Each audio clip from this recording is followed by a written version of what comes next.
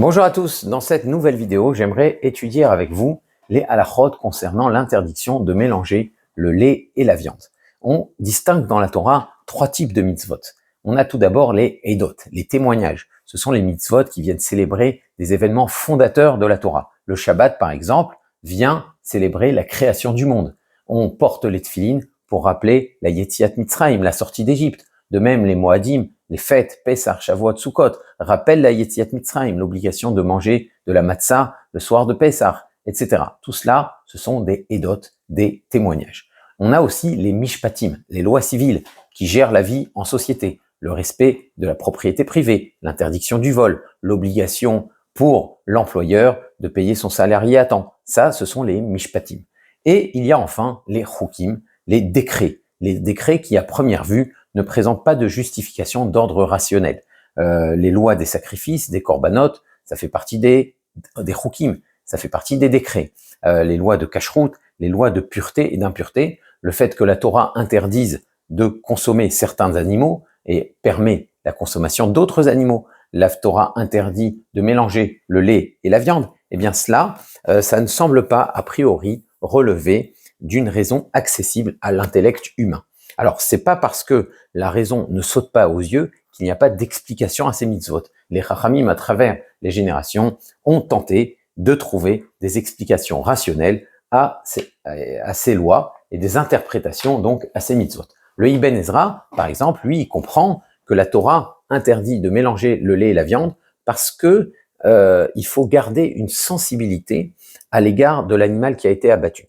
Donc, on a abattu un chevreau pour manger, donc on a une bonne raison de le faire, c'est vrai, mais même si on l'a tué pour le consommer, si on le fait cuire dans le lait de sa mère, eh bien ça relève d'un certain cynisme, d'un manque de sensibilité à l'égard de cet animal, d'une certaine indifférence, puisque c'est le lait que l'animal justement aurait consommé pour pouvoir grandir et devenir un animal adulte. Alors le fait de s'abstenir de consommer ces mélanges, de s'interdire de cuire cette viande dans le lait, eh bien, ça permet justement de travailler cette sensibilité, cette conscience qu'on doit avoir que pour consommer de la viande, il a fallu justement abattre un être vivant. Donc ça, c'est ce que pense le Ibn Ezra. Le Sefer HaChinour, qui est un ouvrage médiéval qui est attribué au Rav Aharon Halevi, le Rav Aharon Halevi qui est le maître du Ritba, donc on pense que c'est lui l'auteur du Sefer HaChinour, lui, il pense que les cuissons de lait avec de la viande, c'était des pratiques occultes liées à la sorcellerie et dont la Torah donc recommande de s'éloigner. Le Kli Yakar, lui, il pense même que ce sont des pratiques d'ordre idolâtre et que c'était dans les temples voués aux idoles qu'on préparait des mélanges de lait et de viande. Et donc c'est pour cette raison-là que la Torah, comme elle interdit l'idolâtrie, qu'elle demande de s'en éloigner, elle demande aussi de s'éloigner des pratiques qui accompagnaient le service idolâtre. Ça, c'est ce que pense le Kli Yakar. Donc, quoi que soit le sens de l'interdiction, il s'impose, cette interdiction, elle s'impose par la Torah, et donc c'est avec le temps et la pratique qu'on peut en percevoir le sens et qu'on peut ressentir les effets spirituels de la mitzvah. Parce qu'un chok, un décret de la Torah, c'est justement une mitzvah dont on n'a pas dont le sens n'est pas accessible immédiatement. Ça ne veut pas dire qu'il n'y a pas de sens, ça ne veut pas dire que le sens n'est pas accessible, mais c'est avec le temps et la pratique qu'on finit par le ressentir et par en découvrir les bénéfices. Alors le pasouk qui interdit justement le mélange de lait et de viande, c'est celui qui dit Lo tevachel gedi bachalevimo. Tu ne cuiras pas le chevreau dans le lait de sa mère. Et ce pasouk-là, il est repris 3 fois dans la Torah. Une première fois dans la paracha de Mishpatim, une deuxième fois dans la paracha de Kitissa, et ces deux occurrences sont dans le Sefer Shemot, le deuxième Chumash de la Torah, et la troisième fois, c'est dans la paracha de Re'eh, dans le Sefer Devarim. Et la Braïta, les Tanaïm donc, cités par le Shulchan Aruch, comprennent que chacun de ces psukim vient exprimer l'un des aspects de cette interdiction du mélange de lait et de viande. Tout d'abord, l'otevachel, tu ne cuiras pas. Le fait que ce que nous apprend la première occurrence du pasouk, c'est qu'on n'a pas le droit de cuire. On n'a pas le droit de faire cuire ensemble du lait et de la viande, même si on ne veut pas en manger. On ne peut pas, par exemple, jeter des produits laitiers et de la viande avariée dans un feu, parce que même si c'est pour les faire brûler, c'est pour s'en débarrasser, à un moment donné, le fait qu'ils soient ensemble dans le feu, eh bien, ça les fait cuire à un moment ou à un autre. Et donc, on transgresserait, même si on ne veut pas manger, même si on veut se débarrasser de ces aliments-là, eh bien, ça nous ferait transgresser l'interdiction de cuire le lait et la viande. On ne peut pas, si on travaille dans un restaurant non cachère, poser une feuille de fromage sur un hamburger de bœuf brûlant, parce que, étant donné que le bœuf est brûlant, il est yad soledetbo, quand on pose du fromage dessus, eh bien, il y a une cuisson qui se fait, on fait cuire le fromage avec de la viande, et on transgresse l'interdit de la Torah, même si la seule chose qu'on a envie de faire, c'est après le proposer à un client qui, lui, n'est pas censé respecter ces mitzvot-là.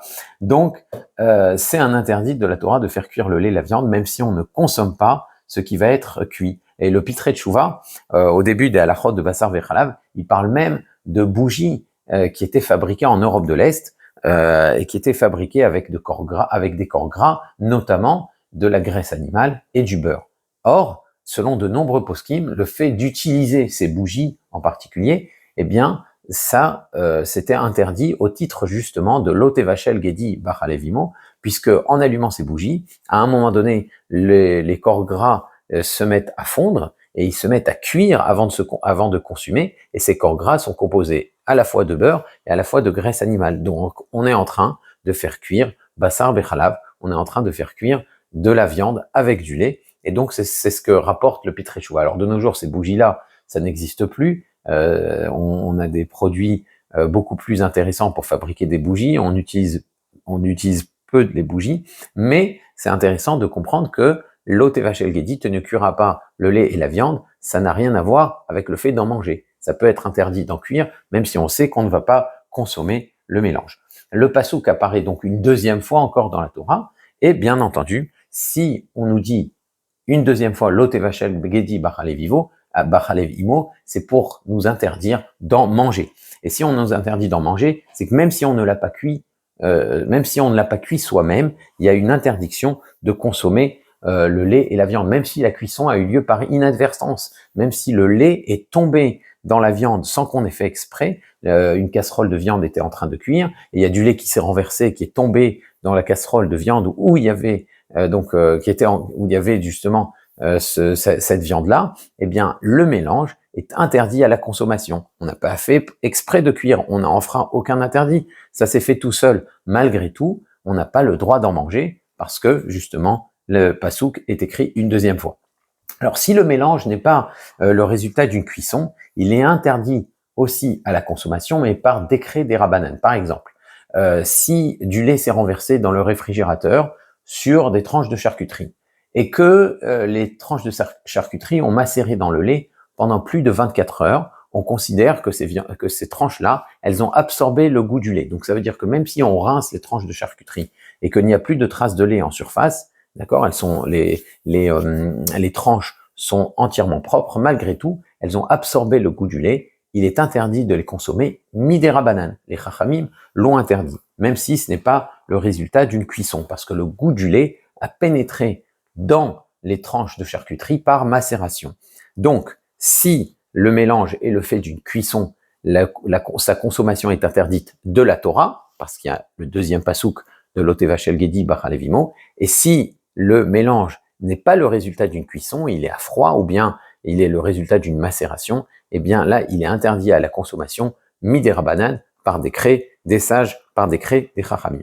Et enfin, la troisième occurrence du pasouk vient nous enseigner qu'il est interdit de profiter du mélange de lait et de viande. Ça veut dire qu'il est interdit d'offrir ce plat à un non-juif, et même si ce dernier n'exprime aucune reconnaissance pour ce présent, il y a un profit à offrir quelque chose. Plus encore, même nourrir un animal inconnu, ça reste un profit parce que on est satisfait d'avoir fait plaisir, d'avoir fait du bien à une créature. Eh bien, ce plaisir-là qu'on tire, de faire plaisir à une créature, même si c'est un animal inconnu, ça reste un profit, et il est interdit par la Torah de profiter d'un mélange de lait et de viande.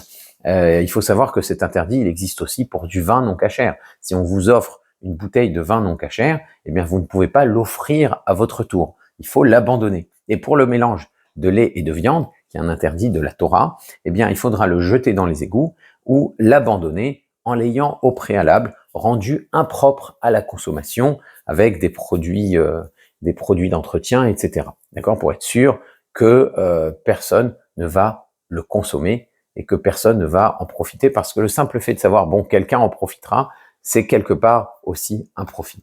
Alors le passouk dit, Lotevachel Gedi Bachalevimo, tu ne dois pas cuire un chevreau dans les laits de sa mère. Le fait qu'on mentionne cette espèce-là, un chevreau, ça nous apprend que l'interdiction de la Torah ne s'applique qu'à la viande d'un animal cachère, d'un animal d'élevage domestique. Donc les ovins, les bovins, les caprins, c'est le bœuf, le mouton, la chèvre. Ça, ce sont des viandes qui sont interdites concernant Bassar Bechalav, qu'on ne peut pas mélanger avec le lait par la Torah. C'est la Torah qui interdit de mélanger ces viandes avec le lait.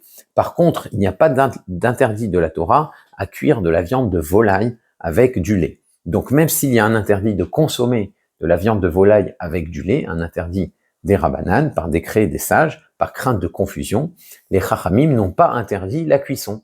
Et donc il est permis de cuire du poulet avec du lait dans la mesure où on montre de manière visible que c'est du poulet, que c'est de la volaille qui est en train de cuire avec ce lait. On doit mettre des plumes à côté, on doit montrer que c'est du poulet qui est en train de cuire avec du lait. Et on a le droit de tirer profit de ce mélange. On a le droit de le vendre, on a le droit de l'offrir, on a le droit de le donner à manger à des bêtes, ou tout autre profit est permis quand il s'agit de volaille avec du lait. En revanche, c'est interdit d'en manger. Et c'est interdit d'en manger même si on mange de la volaille avec du lacté à froid, qui n'ont pas cuit ensemble, il y a aussi un interdit des Rabbanan. Alors, étant donné qu'il y a un interdit des Rabbanan de consommer les mélanges de volaille avec du lait, eh bien cette casserole, si on a envie de la réutiliser pour faire cuire des aliments cachers, eh bien on doit aussi cachériser, on doit ébouillanter cette casserole parce que il y a un interdit de consommation. La casserole a absorbé un interdit alimentaire puisqu'on a cuit dedans du poulet avec du lait. Mais la cuisson en elle-même ne constitue pas un interdit. Par contre, si on a envie de réutiliser la casserole, encore une fois, il faut la cachériser. Donc pour des viandes bovines, ovines et pour de la viande de chèvre, eh bien il y a un interdit de la Torah, il y a un interdit de cuisson et il y a un interdit de profit. Pour la volaille, il y a un interdit de consommation midei rabbanan, mais il n'y a pas d'interdiction de cuisson ni d'interdiction de profit. Est-ce qu'on a le droit de manger du poisson avec du lait? Est-ce que le poisson avec le lait, c'est un interdit qui pose un problème? Alors dans la Gemara, dans le Talmud, on ne trouve pas de restriction concernant les mélanges de poisson et de lait. On parle souvent dans la Gemara de poisson que l'on consommait avec du koutar, le koutar qui était une sorte de saumure au lait caillé. Donc ça veut dire que la Gemara estime, a priori, qu'il n'y a aucun problème à consommer du poisson avec du lait. Mais le Beth Yosef, le Rav Yosef Karo, il dit qu'on n'a pas le droit de mélanger du poisson avec le lait pour des raisons de sakana. Ça veut dire qu'il n'y a pas d'interdiction halachique, c'est pas une raison halachique, mais c'est un danger pour la santé, même s'il n'y a pas de restriction concernant la halacha, même s'il n'y a pas de restriction dans la halacha concernant les mélanges de poisson et de lait. Alors le Darkei Moshe du Rav Moshe Isserles, qui est le posek de référence pour les communautés ashkénazes, n'est pas tout à fait d'accord avec le Rav Yosef Karo à ce sujet. Il dit que il n'y a aucun problème, ni de halacha, ni de sakana, ni de danger, il n'y a aucun problème ni sanitaire, ni halachique à consommer du poisson avec du lait. En revanche, le mélange de viande et de poisson, lui, est interdit dans la Gemara. Effectivement, on n'a pas le droit de faire cuire ensemble du poisson et de la viande. Et il dit, le Rama, que le Beth Yosef, en interdisant le poisson et avec le lait, il a dû mélanger, c'est-à-dire qu'il a dû confondre le lait et la viande. D'accord ? C'était un petit clin d'œil du Rama. Il a dit, il a mélangé le lait et la viande, autrement dit, au lieu de parler de l'interdiction de manger de la viande avec du poisson, il a parlé de l'interdiction de manger du lait avec du poisson. Or, le lait avec le poisson ne pose pas de problème, c'est la viande avec le poisson qui pose problème, nous dit le Rama dans le Darkei Moshe. Alors, dans les communautés ashkénazes, on suit évidemment cette recommandation du Rama, ce que dit le Rama, il n'y a aucune interdiction à manger du poisson avec du lait et on se le permet sans restriction. Dans les communautés sfarades, eh bien, ça dépend des usages. Certaines communautés se l'interdisent, c'est ce que recommande le Rav Ovadia Yosef, le Ben Ishraï, le Kaf HaChaim. Donc, dans beaucoup de communautés sfarades, on ne consomme pas du poisson avec du lait, puisque c'est ce qui est écrit dans le Bet Yosef. Mais le Rabbi Shalom Essas, lui, il estime qu'il n'y a aucun problème à mélanger le poisson et le lait, puisque la Gemara le permet. Donc, ce qui est intéressant, c'est qu'est-ce qu'il va faire avec la source du Bet Yosef. Si le Bet Yosef interdit de mélanger le poisson et le lait, c'est quand même une référence, c'est quand même une source qui s'impose. Alors, ce que dit le Rav Shalom Essas, c'est que très certainement, quand le Bet Yosef, quand c'est écrit dans le Bet Yosef qu'on n'a pas le droit de consommer du poisson avec du lait, ça doit être une faute de copiste. C'est le poisson avec la viande. Donc ça, c'est ce que pense Rabbi Shalom Essas. Il dit que c'est ce qu'on appelle un taout sofer, une erreur de copiste, et il n'y a pas d'interdiction de consommer le lait avec le poisson. Donc ça, c'est ce que tranche le Rav Shalom Essas dans la halakha. Et donc, selon la stricte halakha, il n'y a pas véritablement d'interdiction de consommer du poisson avec du lait. Si on a une coutume communautaire, une coutume familiale de ne pas consommer le poisson et le lait, eh bien, on doit garder cette coutume. Si on n'a pas de coutume établie, eh bien, on pourrait s'appuyer sur l'opinion permissive de Rabbi Shalom Essas. Alors maintenant, ce qui est intéressant à ce sujet, c'est la question des yaourts qui sont épaissis à la gélatine. Vous savez que certains yaourts, comme les desserts par exemple, les desserts qui sont garnis de chantilly, pour garder leur forme malgré les transports vers les commerçants, eh bien, ils doivent être épaissis à la gélatine. Et la gélatine, elle est fabriquée à partir de graisse animale. La plupart du temps, ce sont des graisses qui sont issues de l'élevage porcin. Maintenant, dans les yaourts qui sont cachers et qui sont surveillés, on n'utilise pas de gélatine animale, on utilise de la gélatine faite à base de poisson et en général à base de perche du Nil. Alors c'est pas de la gélatine porcine évidemment, mais c'est de la gélatine faite à base de poisson. Donc est-ce que la consommation de ces yaourts qui sont épaissis avec la gélatine à base de poisson pose un problème au regard de la halakha? Alors le Rav Mordechai Eliyahu, lui qui est fidèle à ce que dit le Ben Ishraï et le Kaf HaChaim, il dit qu'on n'a pas le droit de consommer du poisson avec du lait, on n'a donc pas le droit de consommer ces yaourts, puisqu'ils sont faits de lait et mélangés avec de la gélatine à base de poisson. Maintenant, le Rav Shalom Essas, lui, ce qui est intéressant, c'est que en général, il ne permet pas la gélatine à base de graisse animale. Il pense que la gélatine, même si c'est un produit qui est très transformé, même si c'est un produit qui à un moment donné n'était pas mangeable, et donc on pourrait penser que maintenant ça devient cachère. Il dit que la gélatine garde un statut de non cachère si c'est fait à base de non cachère. Donc si la gélatine est faite à base de poisson, elle doit garder un statut de poisson. Mais lui, Rabbi Shalom Essas, il te dit que le poisson et le lait ne posent pas de problème. C'est pas interdit de consommer du poisson avec du lait. Rav Ovadia Yosef, lui, interdit la consommation de lait et de poisson, certes, mais il pense que la gélatine ne pose pas de problème. Il dit que la gélatine, étant donné qu'à un moment donné de sa transformation, c'était un produit qui n'était pas consommable, et il est considéré cachère. Ça veut dire que de la gélatine, même si elle est faite à base d'aliments non cachères, même si elle est faite à base d'abattage porcin, eh bien, la gélatine, elle, c'est un aliment, c'est un nouvel aliment qui ne pose plus de problème et qui reste cachère. Donc ça veut dire que la gélatine de poisson, c'est plus du poisson, c'est de la gélatine, c'est quelque chose de complètement nouveau. Et donc si tu le mets dans du yaourt, il n'y a pas de problème de mélange de lait et de poisson. Donc ça veut dire qu'on a comme un alignement des astres, puisque même si Rab Shalom Essas, il dit que la gélatine peut poser un problème, ici c'est du poisson, donc ça ne pose pas de problème avec du lait. Et Rav Ovadia Yosef qui dit oui, c'est vrai, c'est interdit le poisson et le lait, mais ici c'est de la gélatine, ce n'est plus du poisson. Donc le poisson, la gélatine de poisson qui épaissit un yaourt ne pose pas de problème, et donc on peut consommer ces yaourts qui sont épaissis avec de la gélatine de poisson. Voilà. Donc on a évoqué les bases des halachot de Bassar Vechalav. Bien entendu, dans des vidéos ultérieures, nous allons rentrer dans les détails de ces halachot. Si vous avez des questions à ce sujet, n'hésitez pas à les poser dans les commentaires ou dans notre groupe WhatsApp. Et d'ici la prochaine fois, je vous dis à très bientôt. Au revoir.